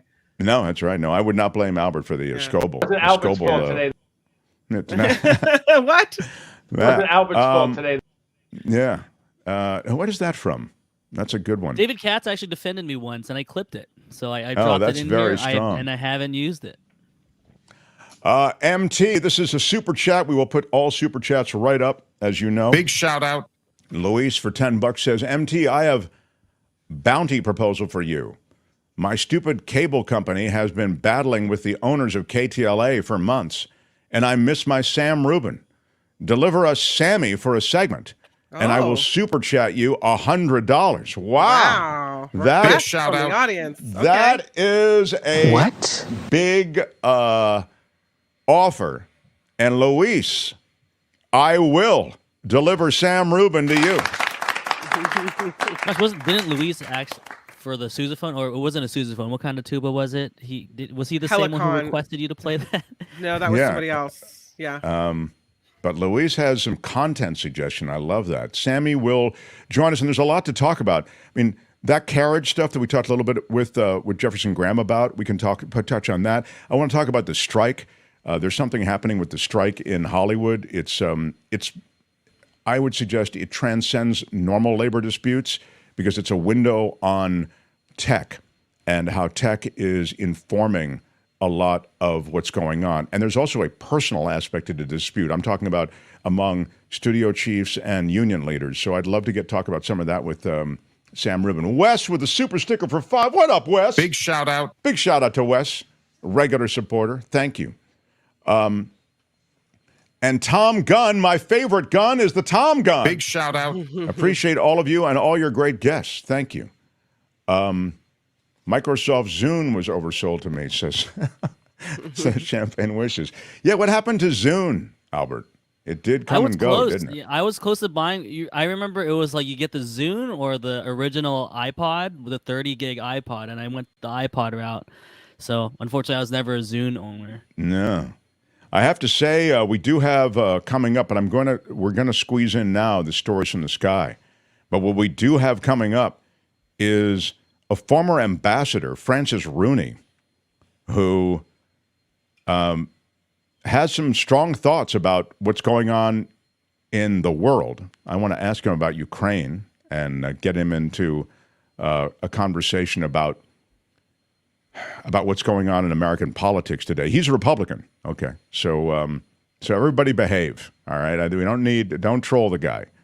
But I think he's probably going to touch on some Republican talking points, but I do want to get his feelings about what's happening overseas and just the handling of some very sensitive situations. So former Ambassador Francis Rooney joins us in just a few moments. But first, Albert, are you standing by with stories from the sky? I am. I'm ready. We could just get that one story, the one that I teased. We could push the other two to another day. All right. So without any further delay, except for one more delay. The Mark Thompson Show. It's time for a look at what's happening in the air. This is Stories from the Sky. We have clearance, Clarence. Roger, Roger. What's our vector, Victor? Enough is enough! I have had it with these monkey-fighting snakes on this Monday to Friday plane! Everybody strap in! It's not a headline that I've ever seen before. Apparent diarrhea incident forces Delta flight to Barcelona to turn back. A Delta Airlines flight headed to Barcelona. How exciting. You're going to Barcelona. So much to do. The art, the culture. They speak Espanol. It's muy exótico. And all of a sudden, you're turning around because a passenger had a medical issue that apparently created a, quote, biohazard situation. What? Yeah. And Albert, I believe, is it audio and video or just what do you have? I think there's audio. It's the audio from the guy reporting it and the video. So if you don't want to see this, if you're eating lunch, this is a disclaimer. Please turn away. Thank you. Well done. Here we go. Negative. It's just a biohazard issue. We've had a passenger who had diarrhea all the way through the airplane, so they want to. Negative. It's just a biohazard issue. Yeah, there was a quick. Yeah, so that was it. Well, I'll show it one more time. They want. The audio is saying that was the pilot calling in to the FAA. Or you can see it all down the floor. Biohazard issue. Yeah, it's gross, man. It's tough. They turned around after about 2 hours in flight. and the A350 Airbus returned to Atlanta, where passengers were transferred to a different plane, and they were able to get to Barcelona. That's a tough one. I will tell you this. I've never seen a passenger in that situation, and I think this is on some level a bit unprecedented. But I believe on KGO, told the story, and I'll tell it quickly, of the huge, but I mean immense dog. Think Shetland pony big dog that came on the flight right after I got on. What? And it was so big, this dog, that it couldn't even fit under the seat. But it was one of those support animals, and the family was there. There were 2 family members, the girl and the mom. And I joked, which was a mistake. Is that going to become a full-blown horse, or does it stay pony size? And like, she didn't laugh at all, right? So we take off, and you know how I feel about animals and you love and them, dogs. yeah. Yeah. So I don't care that there's there's a huge dog there. Within a half hour, the dog has what happened on this flight happened to the poor dog. Its stomach is uneasy, and there is a diarrhea situation all around their area. Again, they're right in front of me. Okay, so the smell and the incident is all right there. But I have to tell you, again, it was the dog, so I felt really sympathetic to the dog. Here's what the interesting thing was, I thought. The flight crew just had exactly the right response. It's as though they'd handled it so many times before. They had air freshener, they had the cleanup stuff, and boom, it was done. It was amazing what they did. So shout out to the flight attendants and others who staff those flights who are ready for just about everything. But in this case, it was a little too much everything, and they had to turn around and go back to Atlanta. And that is Stories from the Sky. This has been Stories from the Sky. The captain has turned off the seatbelt sign, and you are now free to move about the cabin. We have a fork in the road. Thank you, Elon. A little shot of Elon Musk there. We have a fork in the road here, Kim and Albert. Time for a little caucus huddle. I have Ambassador Francis Rooney, a distinguished person. I don't want to keep him waiting too long. Yeah. And I think he'll have some interesting things to say that might shake up our world a little bit. Can I speak with the ambassador and then double back for a news capsule? Are you good with that? I'm fine with that. Let's do it. Yep. All right. Smash the like button like a boss. Smashed it with your iron rod. Do it with your iron rod. A free thumbs up. Never cost you anything, and it's special to us. And we continue. Mark Thompson Show. The Mark Thompson Show. How about it for the former ambassador? This is very... we should have had some all hail kind of music, Albert. I fault you for this. But Francis Rooney's had a distinguished life around politics and around an ambassadorship. And he joins us now with some thoughts on everything from current politics to what's going on internationally. How about it for Ambassador Francis Rooney, everyone? Hello, sir. Thank you for having me. Of course. So let me ask you, first of all, about the current climate in America politically. I mean, we are living through an extraordinary time, I'm sure you would agree. And how does the kind of politics that you grew up with, I mean, which is I would suggest had perhaps, and you may disagree with this, but I'd suggest had a kind of basic civility to it, you know? There was sort of a reversion to the mean when it came to the political discourse. How do you square that with what we've evolved to? And can we get back to that which I've just described? Well, I'm going to be optimistic that we can. If you go back to the early 19th century and very late 18th century, the foundations of our country, there was an equal amount of partisan rancor, but they managed to figure it out and move forward. Thomas Jefferson was an anti-war pacifist candidate, got elected, realized what the Barbary pirates were doing and said, let's go get them.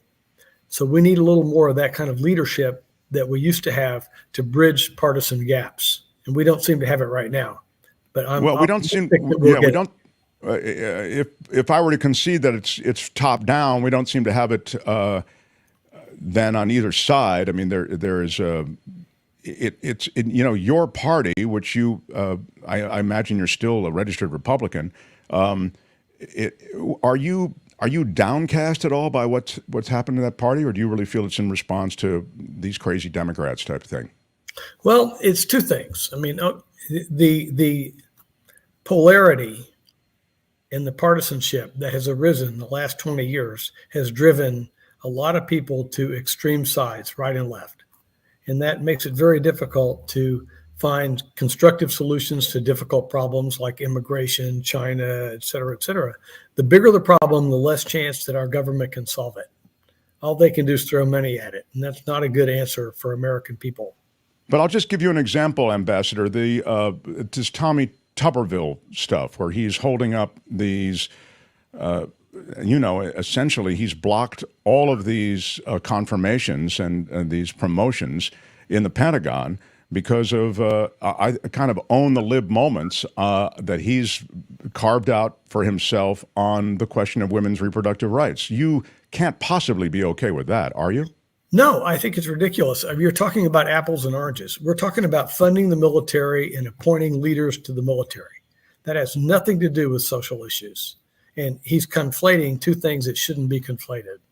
What's the cure for that kind of problem? It's a real poison in our politics today. Well, I think the cure there is that people need to bring pressure on Tuberville in Alabama to say, we need a Marine Commandante. We need a Marine commandant, and this is a good guy. Go confirm him. So that pressure that you're talking about, that has to come from, and I don't mean to, and please don't misunderstand when I say your party. I'm just speaking of, I think there's some ownership problems I've noticed with a lot of my friends who are GOP. Like they don't want to wrap their hands around this. And admittedly, Democrats and Republicans are made up of all of these different characters, some of whom are more extreme than others. But in this case, that pressure that you speak of, does it exist? Is there a primordial ooze of pressure from your side of politics to rein in this Tuberville? One of the great things about the democracy that our forefathers set up is that it's grassroots. And yeah, senators can beat on Tuberville. People can write in about Tuberville. But when it comes right down to it, Alabamians need to say, Tuberville, stow it, or we're done with you. You were in the House representing Florida, right? Mm-hmm. District in Florida. Yeah. I'm curious now, that was in 05 to 08. No, I was the ambassador in the Vatican. Oh, you were. That was in your ambassador. I'm sorry. From 17 to 21. Okay, sorry. Thank you. So you must have then noticed in 17 to 21 already this craziness that's going on in the House. There's now the House admittedly is a much bigger body. You can give us a snapshot of it. So the net is cast so wide that maybe there's more crazy getting through, and they're gerrymandered district and all the rest. But Ambassador, speak to what's going on in the House and some of the aspects to the legislative process that I think just aren't reflected in today's politics in the House. Yeah, in the 70s, over 80% of House districts were decided in the general election by a very close margin. Now it's very few. They're all decided in the primaries, and that's what's driven everybody to the right and the left. There's no middle ground. There is some middle ground, but it's not very many people, and it's really not the way the system's designed to work. The election should be at the general, not the primary, and people should have a contest of ideas. And you'll find more of each party elected that way.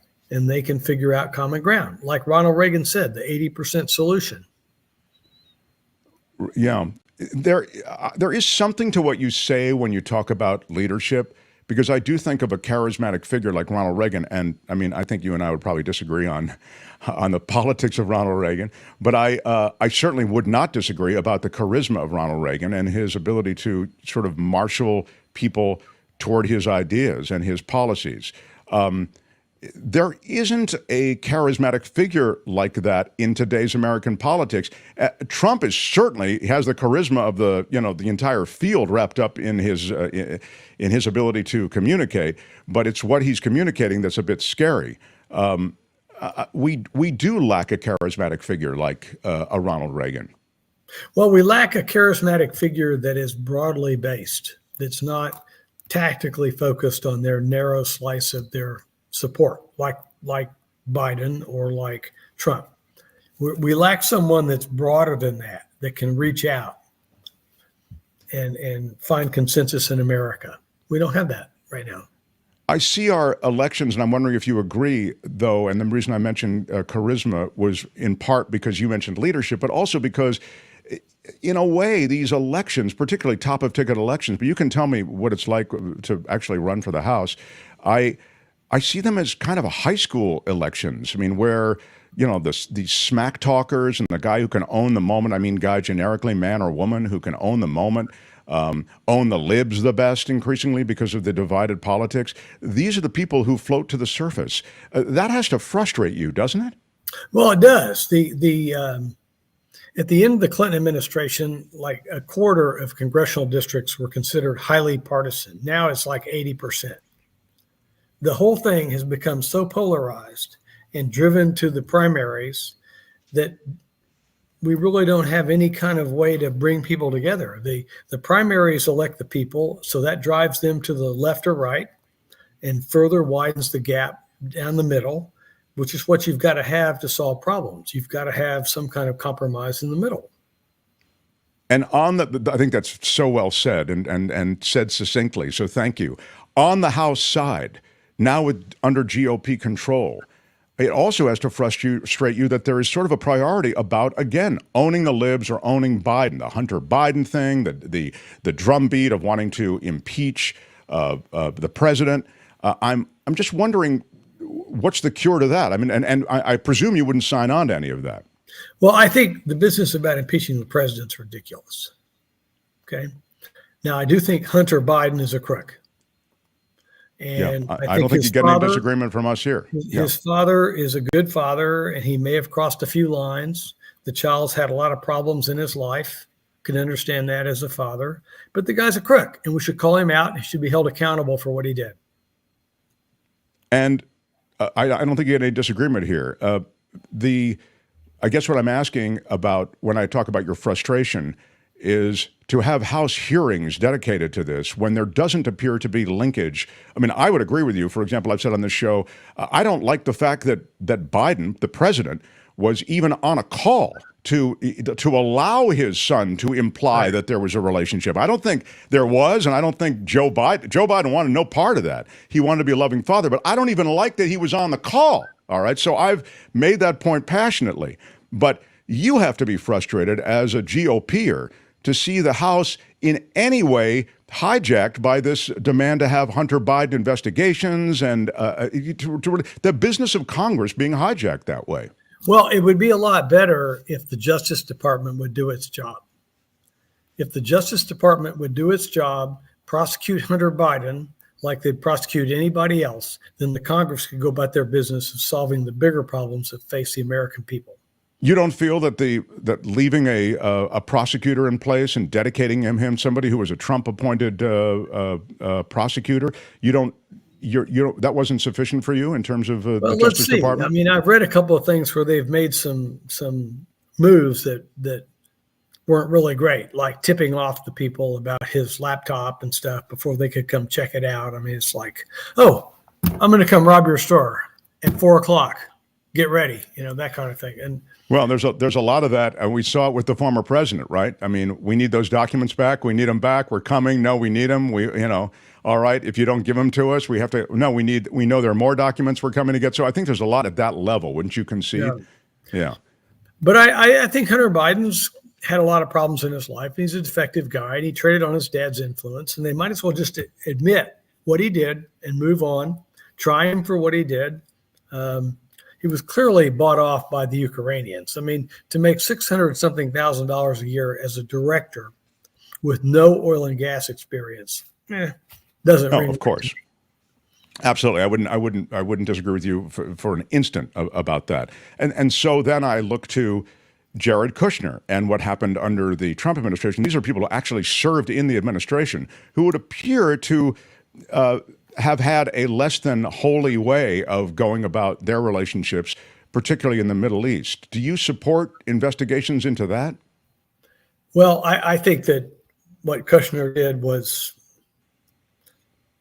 not good. Okay. I mean, the guy, first of all, he said, I read 21 books on Middle East and I became a foreign policy expert and started this ridiculous Abraham's Accord stuff.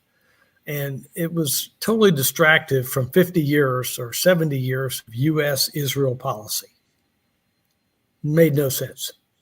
I think his sucking up to Saudi Arabia could well have ties to his financial survival. I don't know. When the moment came that the people around the last president, Trump, I'm talking about Kushner, his sons, the president's sons, even his daughter, couldn't get security clearance, but wanted to see these wanted access to those things that are behind that security clearance. And the president came in and bigfooted and kind of made it clear, I want them all to have clearance, and they did. Did that bother you? Again, these are the systems of Washington, and you're a part of that, having seen it. Did it bother you to see them kind of subverted that way? Yeah, there are a lot of things in the Trump White House that bothered me. And you could probably get General Kelly on here, or General McMaster's would say the same thing. I mean, they ran that office like it was a family office. And it's not a family office. It's the Oval Office, the Office of the President of the United States. It needs to be transparent, it needs to be formal, it needs to have a record of who goes in and out of there. And it was kind of like a revolving circus of Trump family. And that's a problem. What should happen in Ukraine, Ambassador? It seems as though it's such an intractable situation, and we're clearly running a proxy war there. What's your take on Ukraine? What would you have done, and what should we do? Well, we're back in the Cold War, when we were fighting proxy wars around the world versus Russia. Now we're fighting proxy wars around the world versus China and Russia. It's a little more complicated, but the Ukraine is a way to show that China that we will not let them take Taiwan, that we will be there. It's a way to show Japan that we will be there for them.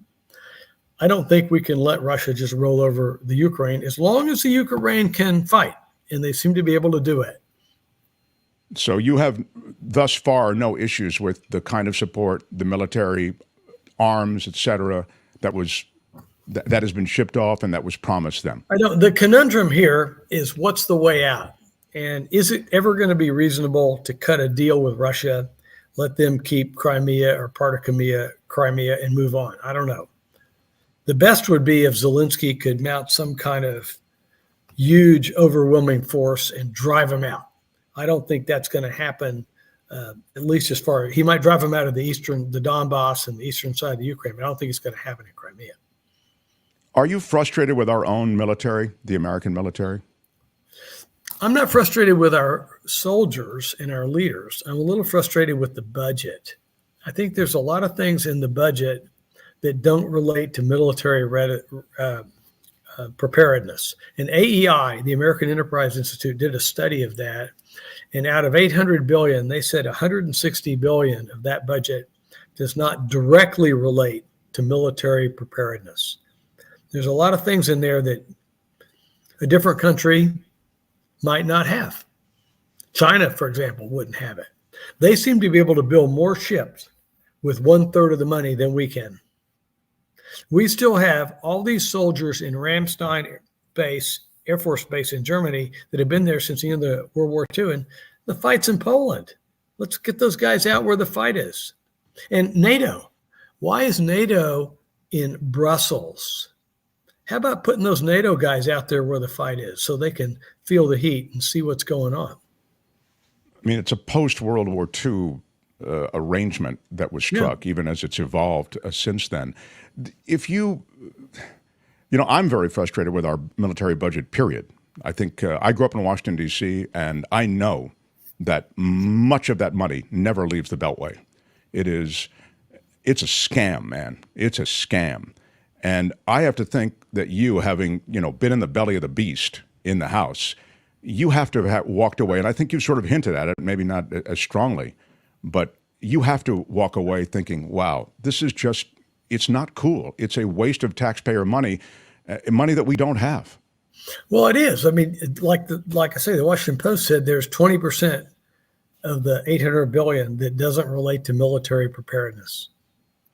There's all these government consultants that advise the government on what to do, what they already know what to do, but they don't want to have their footprints on it. So they pay our taxpayer dollars to get someone else to say it for them. We have all these bases in places that shouldn't be. I think the last straw for me was after Hurricane Michael, when they decided to rebuild Tyndall Air Force Base in Panama City. That is a sorry base. It's very narrow. You can't land anything on there. There wasn't anything on there but a bunch of old Saberliner 40s there. And why rebuild it? Just take the insurance money and be happy and move to somewhere where it's more strategic. And go ahead. Why was it rebuilt in your judgment? Politics. Right. Nobody wants to ever say no. And that is, we have a death grip on this, don't we, Ambassador? This shoveling more money, more than is even asked by the Pentagon. We have a death grip on this process because neither party wants to be seen weak on defense. Yeah, but we also have a death grip on how well we spend it. I mean, Sure. like I say, if China can build a bunch of ships for 1/3 of what we spend, and we can't build any ships, what's the problem? No, these weapon systems that are, you need to be Stephen Hawking to, land these jets sometimes, and the price tags on them, and sometimes they don't work, even if you are Stephen Hawking knowledge, I think a lot of it's kind of tied up in that, and that's its own scam, Yeah. So if you had to build an agenda for the next year in America, what would that look like? Well, you'd have to get by some political challenges. I would refocus the military on areas where we needed our bases and needed our forces and close out the places where we don't. And that would be painful. It would cause a lot of harm in Germany, a lot of cities in the United States, but we have a political military and not a fighting force, and we need a fighting force. I would somehow or another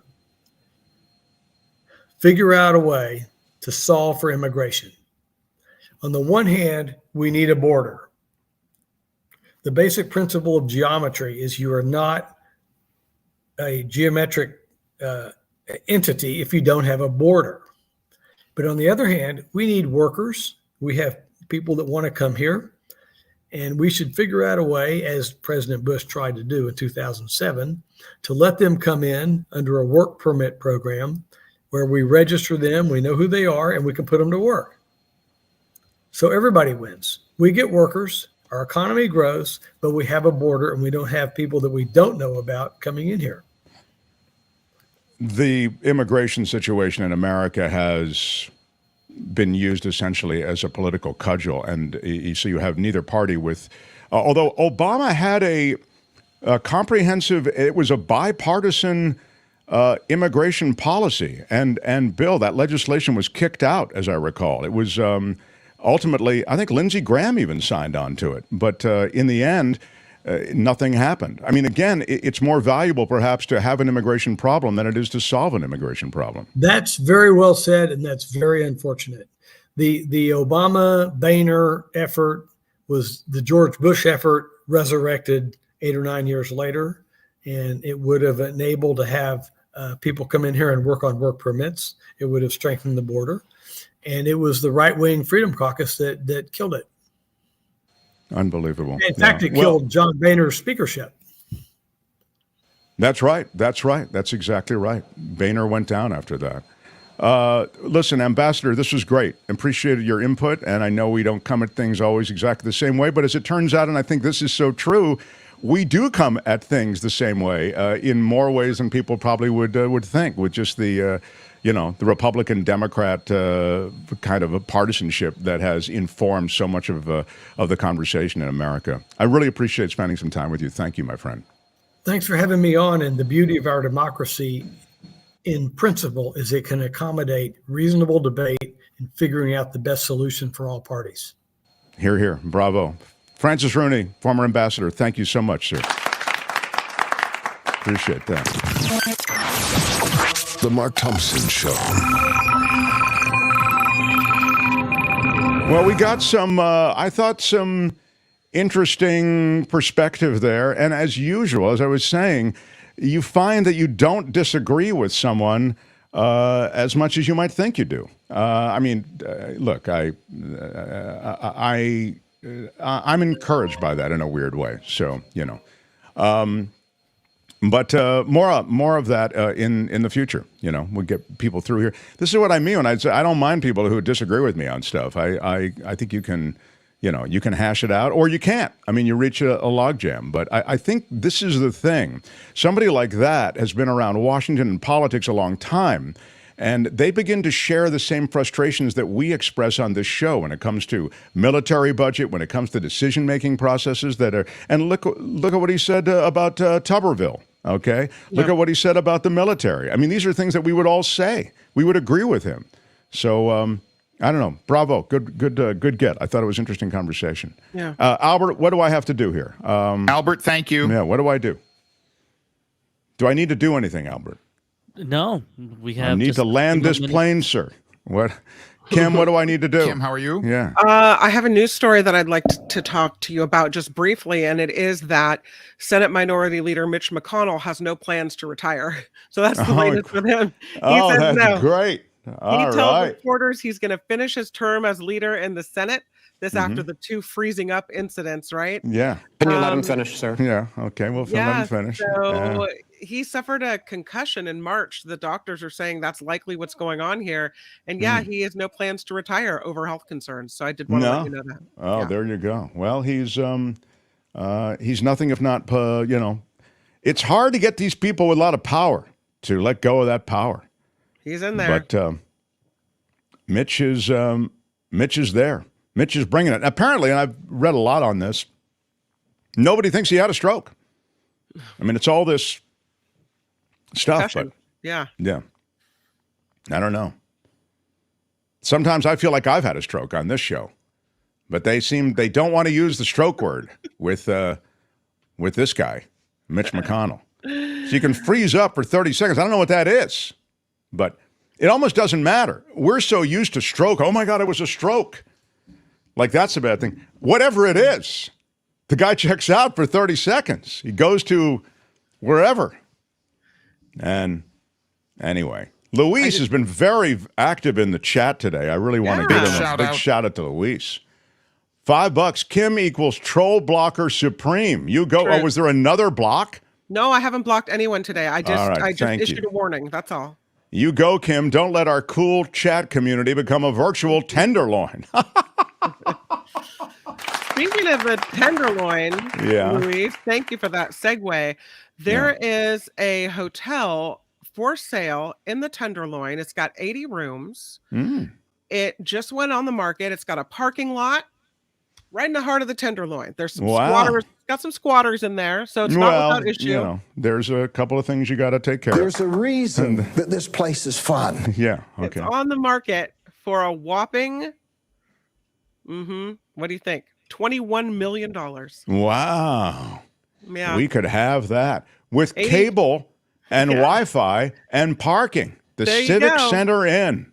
3 stories, heart of the Tenderloin. On Ellis Street. It's in a bit of disrepair. There's got some squatters. Well, the sign is quite nice. I don't know if I love the coloring, but all right, we can work with it. You know who can't afford that though, Mark? Nick Bosa just got signed. Nick Bosa, come on, 49er. Yeah, $122.5 million guaranteed. That's a little bit. Wow. Man, Yeah, 5 years, is he single? Up to 170. Is Nick Bosa single? There is a player who plays for the Phillies. He signed an astronomical contract 9 months ago. He signed his contract. He just went on paternity leave yesterday. It was exactly 9 months. So, wow, good for that family. Look at that. Is that Tom Brady? That is. He has a new job too today. Oh, listen to this. All this football news. I'm loving it. I'm loving it. What is it? What is the new job? Joining Delta Airlines to work on internal employee training and appear in external advertising campaigns. Wow. Tom Brady, the new face of Delta Airlines. Gosh, Delta's going to throw some very good spirals. They have hired him as a strategic advisor to Delta Airlines. Oh, I love it. Oh, I love it. That Tom Brady. They're going to read the cover 2 defenses pretty well. So Bosa is signed. You want to? What's the situation for the weekend, Albert? I think this could be a Niners team that's got it all. What do you think? It's got everything. It's got the drama away. Trey Lance is gone. We have Pittsburgh week 1, so I'm looking forward to it. Pittsburgh is on the up and up, but they're not as good as us. So it should be a win.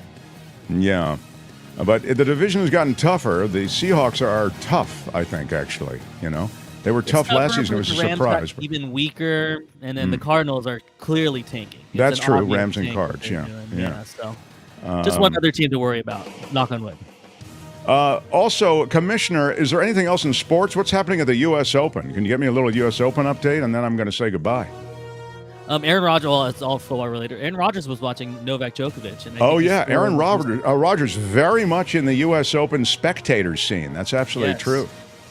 Highest paid defensive player ever in the NFL, says Randy. The new Bosa deal. Wow, big shout out to Randy. Big shout out. Thank you for that. A lot, too. It's not even close to the previous contract. So it's setting a new market for defensive players.